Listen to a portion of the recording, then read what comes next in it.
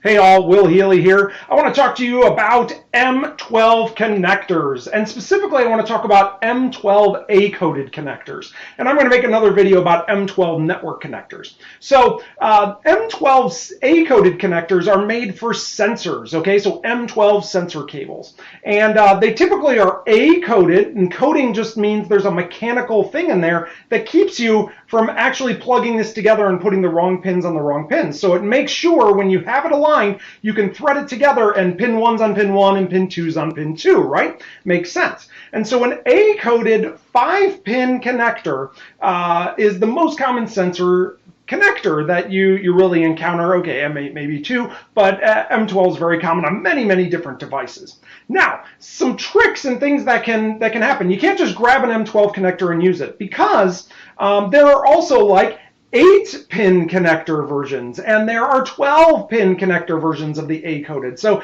you have to kind of pay attention to how many holes and how many pins are in there. The other thing you have to know about a 5-pin connector is the number of wires inside this cable can change, but the connector looks the same. And so you can have 2 wires in here normally closed, you can have 2 wires in here normally open, you can have 3 wires in here, or even 4 wires in here, and even 5 wires in here, and sometimes the wires can be gray or green or different configurations. So just looking at the connector doesn't tell you that the application is going to work or not. So make sure when you're picking a cable for your device, make sure that you're matching what's needed and the number of wires needed, because just by looking at the connector, you can't tell that the tool cord's the right tool cord. The other thing to be careful of is if you have any 1/2-inch AC connectors inside your plant, an M12 connector and a 1/2-inch look really close to the same, right? Because 12 millimeters and a 1/2-inch, those are pretty